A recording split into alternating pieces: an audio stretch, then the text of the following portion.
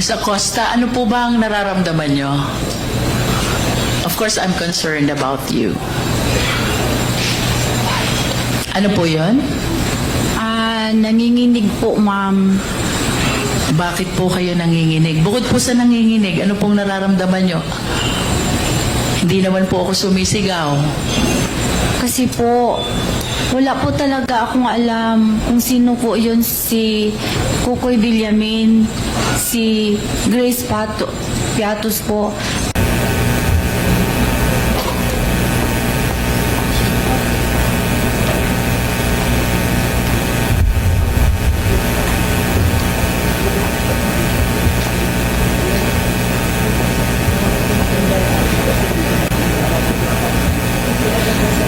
Tanong, Ms. Acosta, what gave you the confidence? Ano ang nagbigay sa inyo ng lakas ng loob na ibigay ang buong 125 million kay Colonel Lachica, considering that he is not the accountable officer, because it is you who is the accountable officer?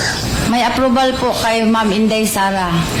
And without the approval of the Vice President, will you give that to Colonel Lachica? Hindi po. Do you know Colonel Lachica? Yes po, kasi siya po ang aming ground commander. How long na have you known Colonel Lachica? Yung na-employ po ako, after 3 months, yung na-employ po ako sa OBP, ma'am. How long have you known? Since 2022? Yes po, ma'am. Do you trust Colonel Lachica? I trust Lachica. I trust Sir Lachica kasi ginatrust po siya ng aking head of office na si In Ma'am other Inday Sara. words, the only reason why you're giving your trust to Colonel Lachica is because of the instruction of the Vice President. Yes, Tama po ma'am. ba? Yes, ma'am. Without the instruction of the Vice President, you will never give the entire amount of 125 million to Colonel Lachica. Yes, ma'am. And do you realize also, Ms. Acosta, that as disbursing officer, there is a rule under PD 1445. Bawal i-transfer ang disbursement sa ibang tao. Pero ang boss ko po kasi ay si Ma'am Please Inday. answer the question, ma'am.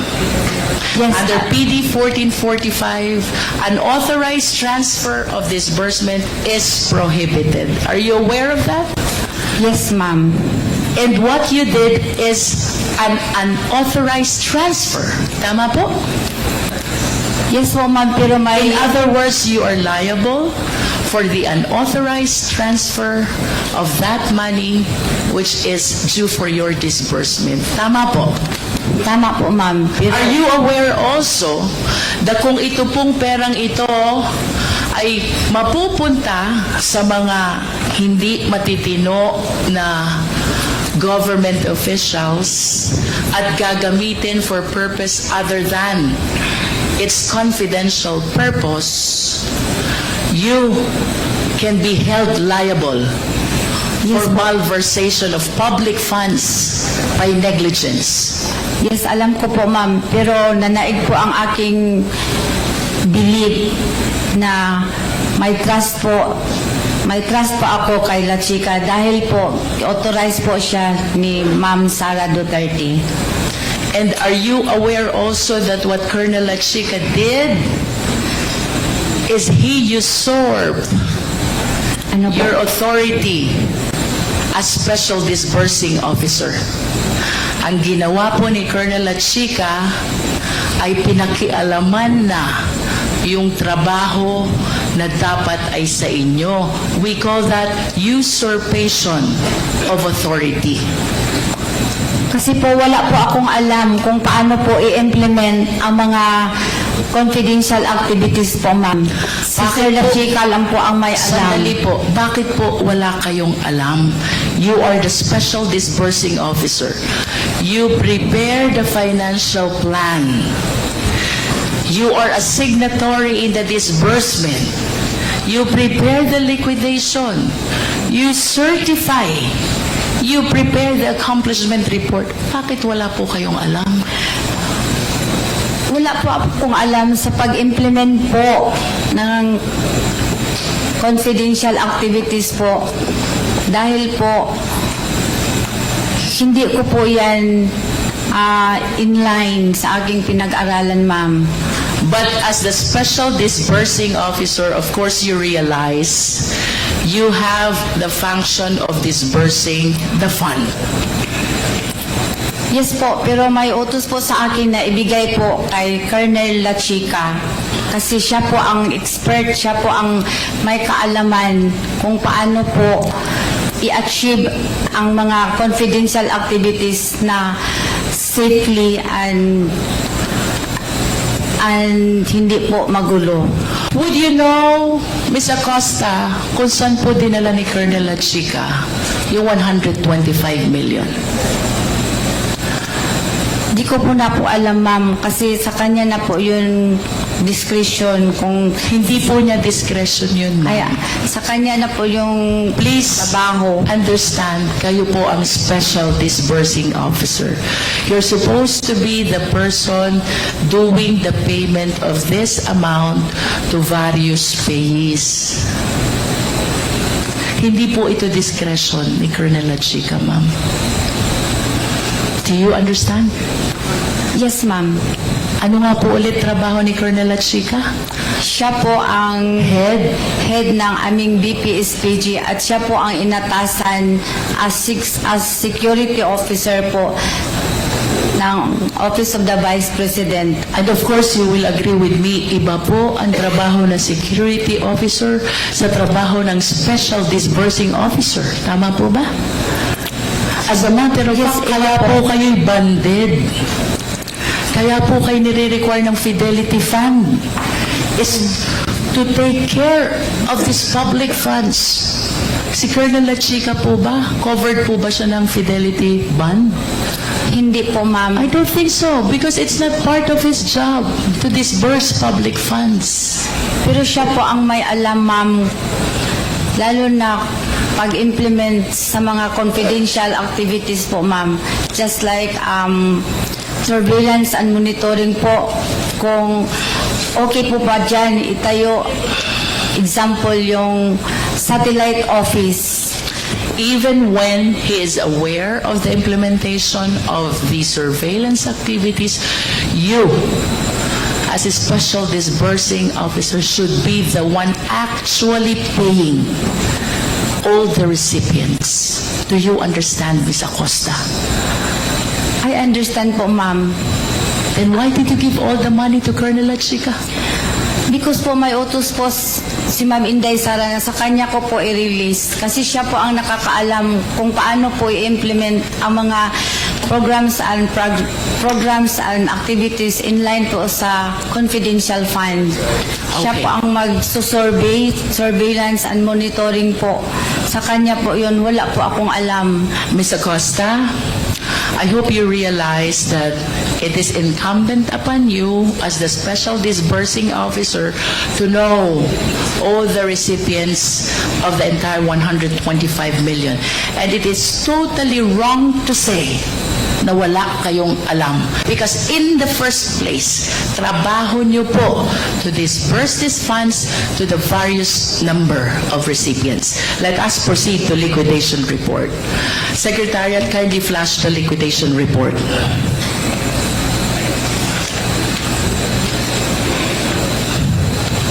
What is the purpose, Ms. Acosta, of the liquidation report? To liquidate the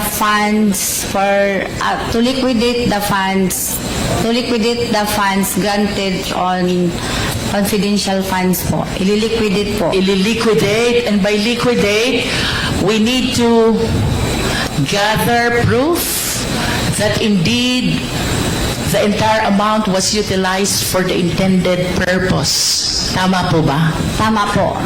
What is your participation in this liquidation report? Yung binigay na po sa akin ni Sir La Chica ang Ms. acknowledgement. Acosta, please be directed to the left bottom part of the liquidation report. Correctness of the above data po, ma'am. Do you understand what that means? Yes po, ma'am. Ano pong ibig sabihin nun? Na ang pondo po ay, ay nagamit ng maayos sa pamagitan po ng pagkuha ng mga acknowledgement receipt po na galing po kay Sir La Chica. You mentioned about acknowledgement receipts. Pag-usapan po natin yan. As a special disbursing officer, part of your job is to certify the correctness of the above data, and that includes acknowledgement receipts that you mentioned. You agree? Yes, ma'am. Okay. Based on examination, Ms. Acosta, mayroong 700 na acknowledgement receipts. May signature, pero walang printed name. In other words, we could not hold anyone accountable for the given amounts. What can you say about that? 700 mahigit na acknowledgement receipts. May signature, pero walang printed name, so you cannot tell who the recipient really is. Do you think, given that situation, you certified the correctness of the data? Kasi Yes or no? Yes, ma'am. And you believe that that is correct? Hindi mo alam kung sino ang recipient? Kasi yan po ang binigay sa akin ni Sir La Chica, ma'am. Again, please be directed by the certification at the bottom right of this document. Gina Acosta, certifying to the correctness of the above data, and that data includes the acknowledgement receipts. How did you certify correct the 700 plus acknowledgement receipts which bear unreadable signatures and does not bear the printed name of the recipients? Tama po ba yun? Sa paningin ko, ma'am, ang maka-answer po ng maayos ay si Sir La Chica po, ma'am. Sa paningin niyo po bilang Special Disbursing Officer, tama po ba na ang acknowledgement receipt ay wala kang pagkitaan ng pangalan? Tama po ba yun? Kasi po ang alam ko po, Please answer the question, Ms. Acosta. I believe that the question is answerable by yes or no only. Kayo po ang Special Disbursing Officer, and you said from this liquidation report, I'm certifying to the correctness of the above data. 700 plus acknowledgement receipts with signature, unreadable, and without printed name. Tama po ba na i-certify na tama yung 700 mahigit na acknowledgement receipts na yon? Tama po o mali? tama po, ma'am. Tama? Yes po, ma'am.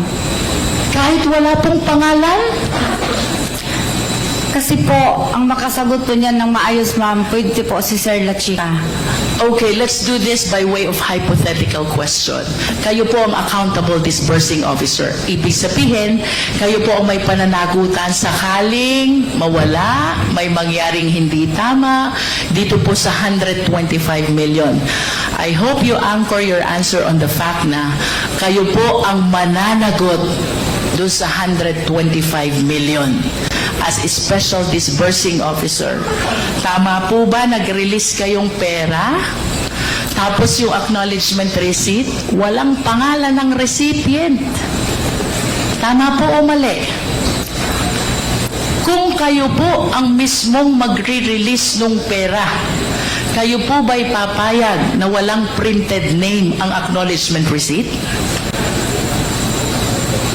Pwede po, ma'am, itanong po kay Sir La Chica po. No, the Ano question, ang Ms. nangyari. Acosta, is hypothetical, no?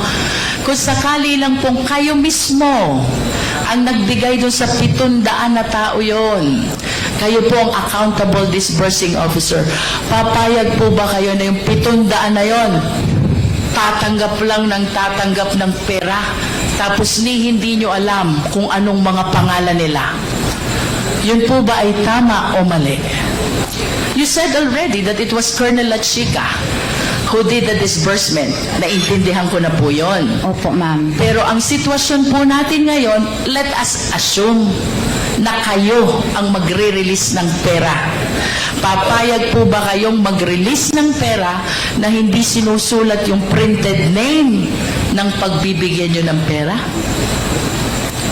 Siguro po, nangyari po yun dahil po sa voluminous na transaction, ma'am. Ms. Acosta, the question is answerable only by tama o mali. We are talking about 700 plus acknowledgement receipts. May signature, walang printed name, walang pagkitaan ng pangalan ng recipients.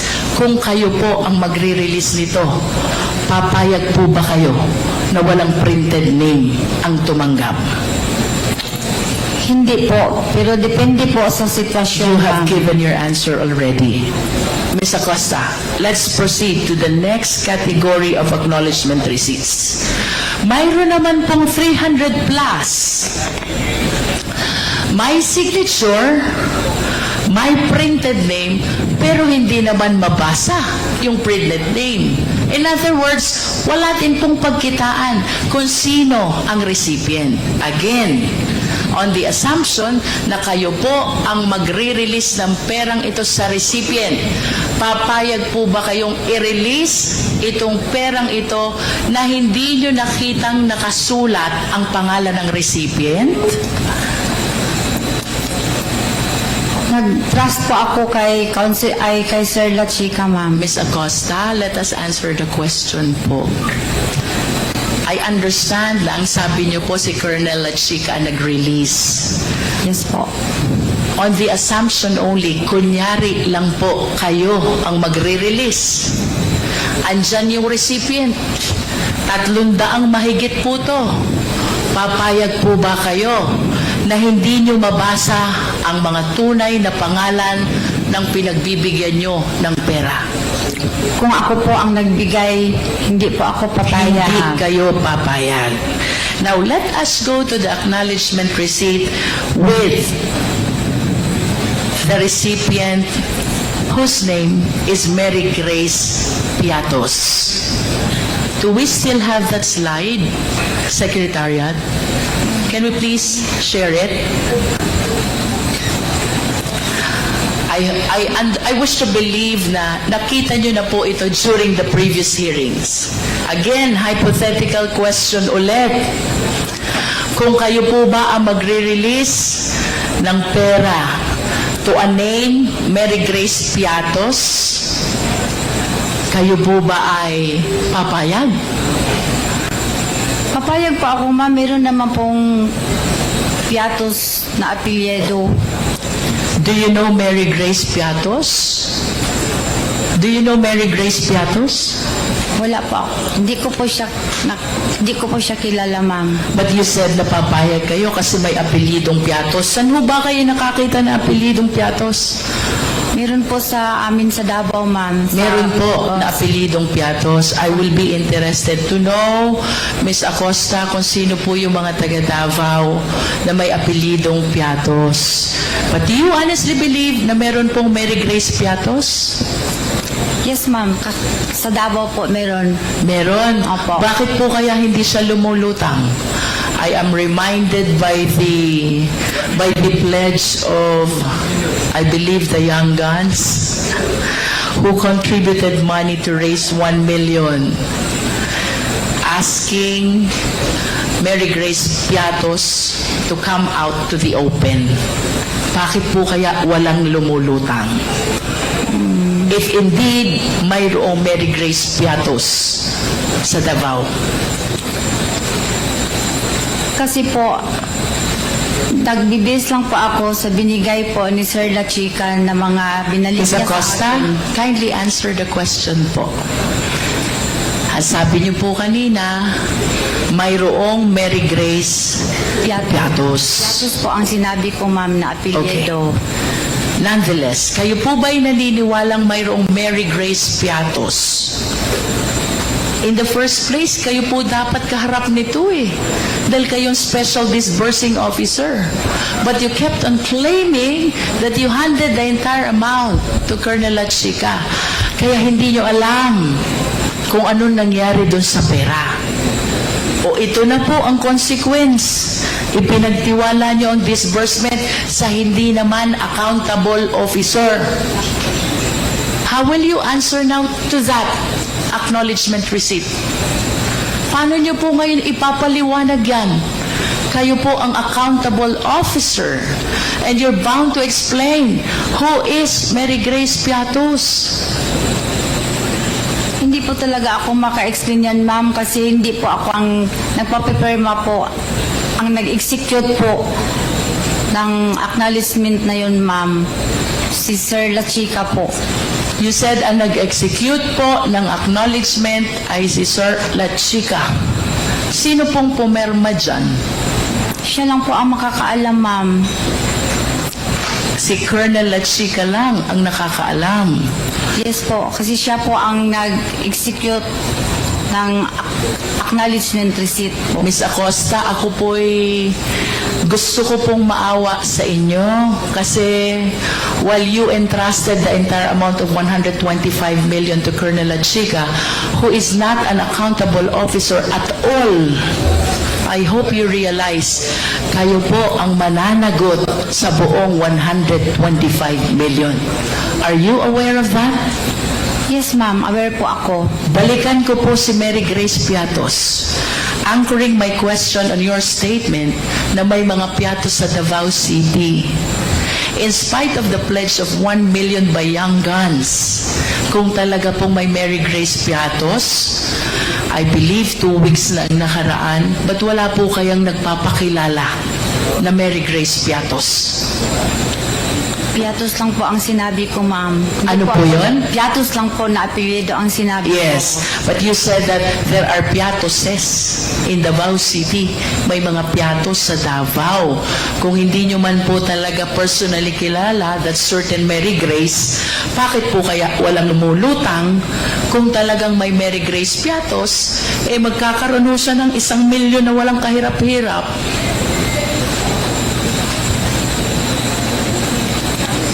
Would you agree with me if I would say the reason kung bakit walang lumulutang ay dahil wala naman talagang Mary Grace Piatos?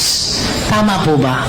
Hindi po ako maka-say ng yes or no, ma'am, kasi si Sir La Chica po ang nag-execute po, ang nagpapapirma po ng acknowledgement. Ms. Acosta, I'm not asking you about the personality of Mary Grace Piatos. This is a hypothetical question again. Having stated na may mga piatos sa Davao and considering na nag-pledge ng Young Guns ng 1 million, tatanggapin ni Mary Grace Piatos. The only condition is magpakilala siya. Ako si Mary Grace Piatos. Tama po bang sabihin na kaya walang lumulutang na Mary Grace Piatos ay dahil ang totoo, wala naman talagang Mary Grace Piatos? Tama po o mali? Yun po ang answer. Tama po o mali, Ms. Acosta? Siguro, tama po yun, ma'am. Okay. Now let's proceed to that acknowledgement receipt with the name Kokoy Villamin.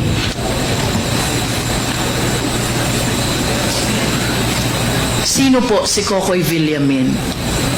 Ganun pa rin, ma'am. Di ko po siya kilala. Secretariat, please flash again the AR.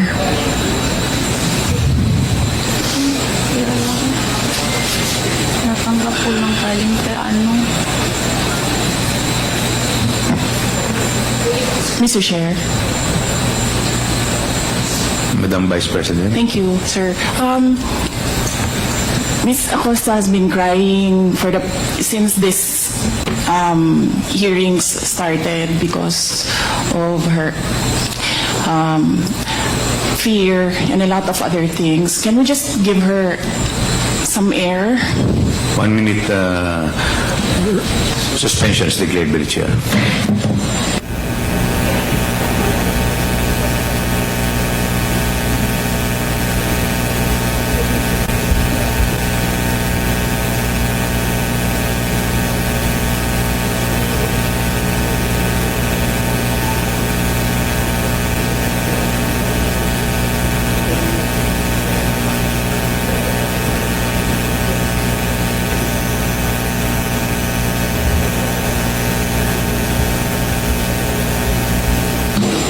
Kasi nagpatawag ka nga ng ng medical.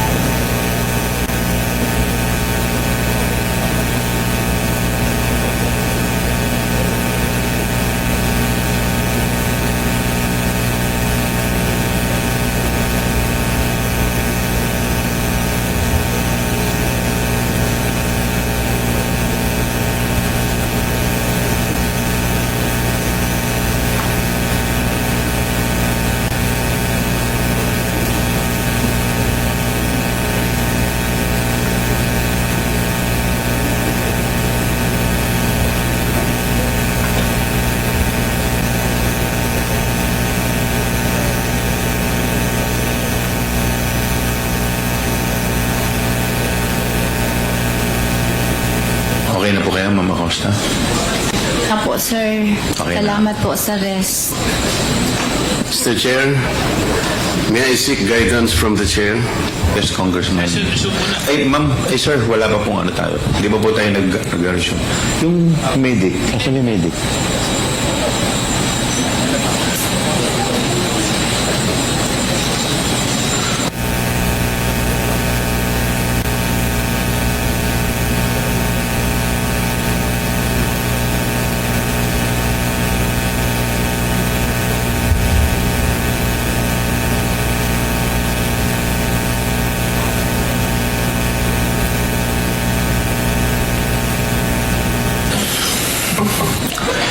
Hearing resumes. Congressman Margoleta, you're recognized. Thank you, Mr. Chair. I know that our rules procedure in aid of legislation includes suppletorily the use of the rules of court. Under the rules of court, Your Honor, which are the rules being used in the courts of law, hypothetical questions are not allowed to be asked. Are we supposed to insist on asking hypothetical questions? Could you please be specific, Congressman Margoleta? It's very specific, Mr. Chair. The witness is being asked hypothetical questions. These are allowed in the courts of law. If you're using the rules of court suppletorily, what is the purpose of asking hypothetical questions?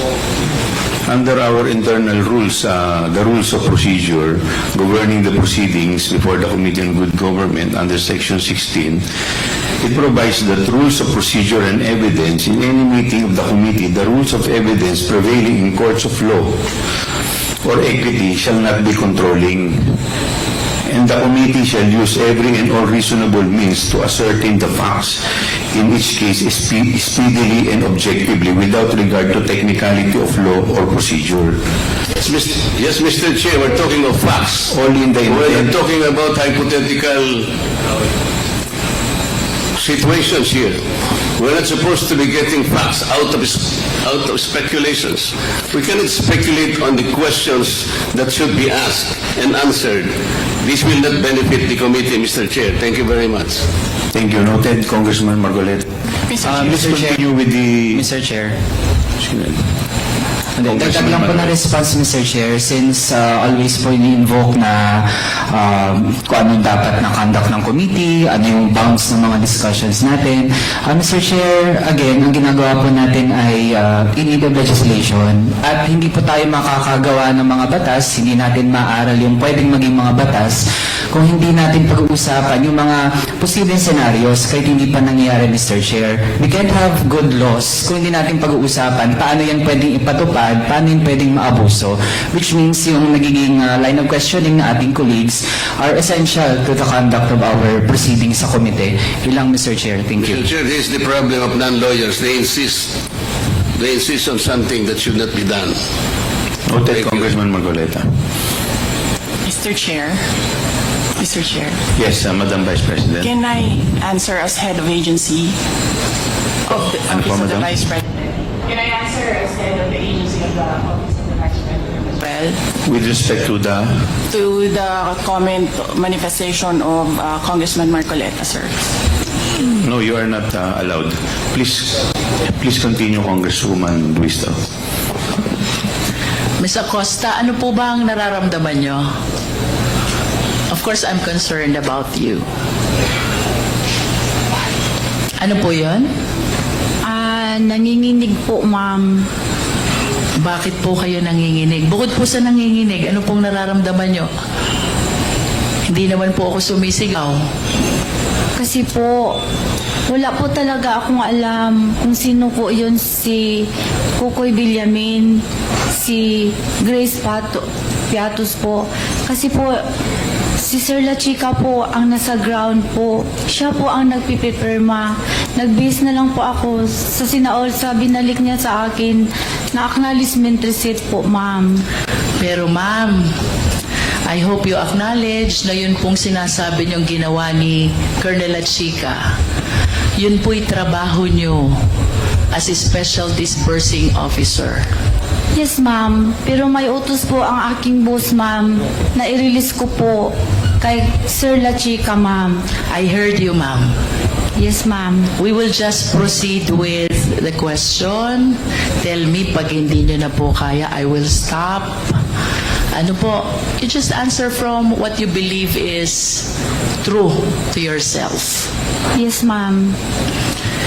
Punta po tayo kay Kokoy Villamin. Do you know this person? Wala po talaga akong alam, ma'am. Wala po kayong alam. Yes po, ma'am. Surname Villamin. May kilala po ba kayo sa Davao na Villamin? Wala po akong alam, ma'am. Wala po akong kilala, ma'am. Okay. So you cannot answer with respect to the identity of this Kokoy Villamin. Mr. Chair, do we have the NBI here as well as the PSA? They are not yet here. Not yet. But I believe that We have submitted the acknowledgement receipt. In process daw po. okay. Ms. Acosta, do you confirm that the 125 million for the last quarter of 2022 was utilized from December 21 to December 31 as is stated in the records? Yes, ma'am. Based po sa binigay sa akin ni Sir La Chica Okay. na accomplishment report at saka acknowledgement receipt po. Ms. Acosta, this is 125 million spent in, I believe, 10 days nga po ito eh. Hindi 11 days. Kasi under the law, when we count, we exclude the first, we include the last. So if we count from December 21 to December 31, this will be equivalent to 10 days. Tanggalin po natin yung sinasabi ni Chairman Acop na holiday, 3 days, in other words, 7 araw na lang po. Can you please enlighten us? Paano po kaya naubos, naibayad, na-disburse ni Colonel La Chica yung buong amount ng 125 million in 7 days? Ma'am, hindi po ako makasagot niyan, ma'am. Kasi hindi po ako ang naggastos. In reality po, ma'am. Si Sir La Chica po ang may alam, ma'am. Ma'am, you were the special disbursing officer of Davao from 2019 to 2022. And then you became the disbursing officer of the OVP.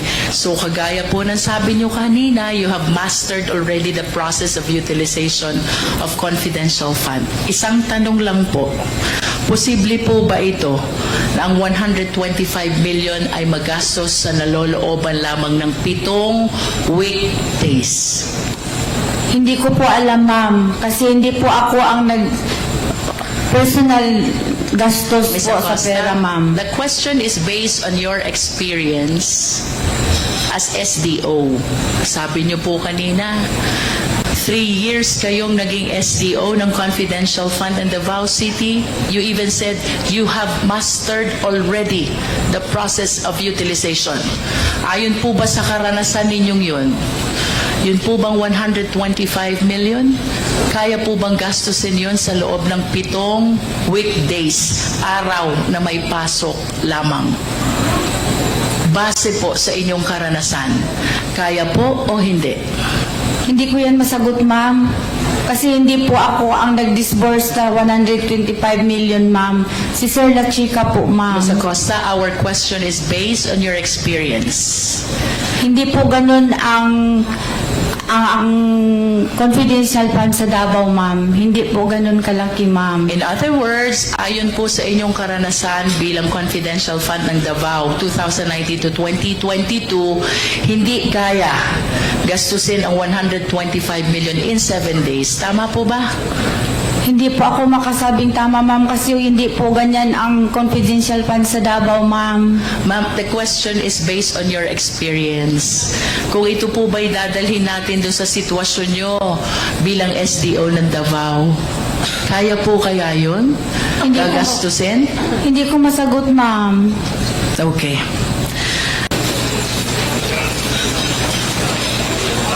Ito ba sunod sa akin? Papawisin ako.